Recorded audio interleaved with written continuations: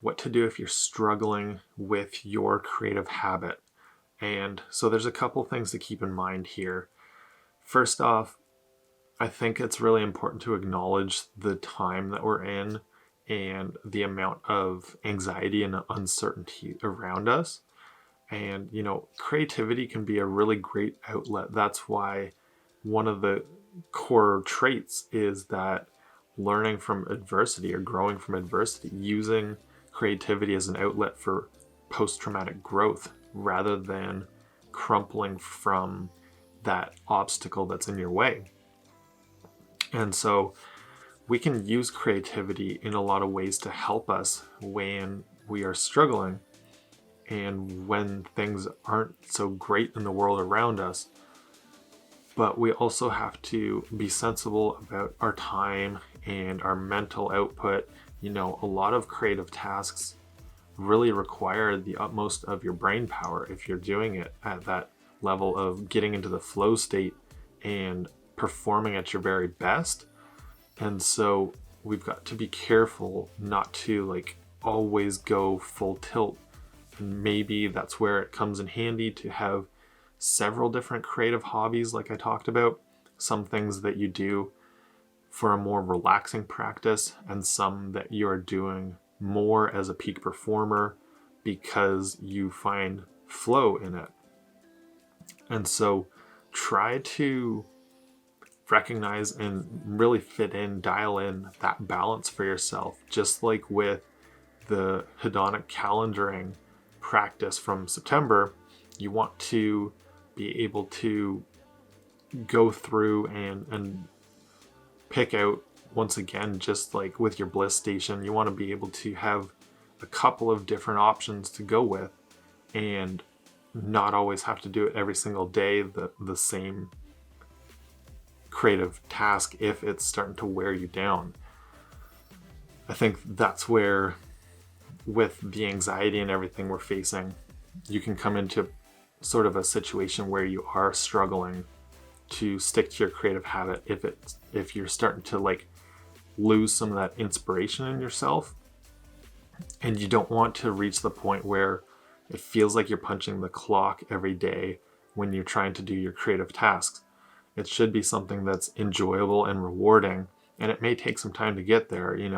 We have to go through that struggle phase before we find our flow, and it's the same thing with the creative tasks that we do, because you're not going to start out as a rock star with whatever activity it is, and it's going to be challenging before you build up some level of competency. And so that's one thing that you can do with it to make sure that you're not struggling too much and able to keep moving forward. The other thing that I would suggest is look at how much time per session you're doing, and just because you want to try to maintain that don't break the chain mentality where every single day you're doing something a little bit as far as creativity goes, see if you can chunk it down into even smaller components if it's overwhelming you on a daily practice with whatever you're doing so far. You can try to make it a little bit smaller, do a little bit less, and parse it out over more time throughout the week. And that way you can continue that don't break the chain without overwhelming yourself, having to do hours and hours a day. Maybe even 15 minutes is enough.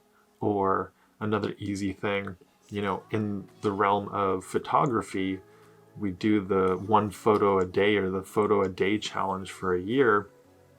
And that's a perfect example, because some days you may be working a little bit harder to get that photo, get a really good photo, but other times you can just shoot something that catches your eye or is just a representation of your day, rather than trying to get out into the woodlands and do a perfect sort of composition and everything. So you can do that with pretty much any other creative task. Maybe if you're practicing music, some days you're going to be spending hours practicing more complicated things, and other days you might just go back to a song that you're really well practiced with, that you already know really well, and just go through it and just really enjoy it.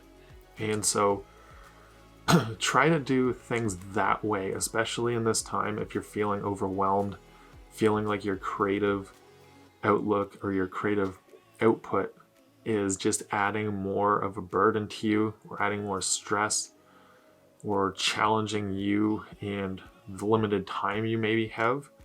Do some things to just balance that out a bit more.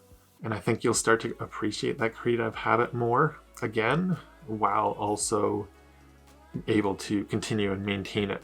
And of course, the benefits are going to pay off by doing that and continuing to move forward with that, whether it's through that creative habit itself or that creative task that you're doing, or whether it's through developing a little more grit and developing a little more of these characteristics that are going to get you into flow with whatever your primary flow activity is.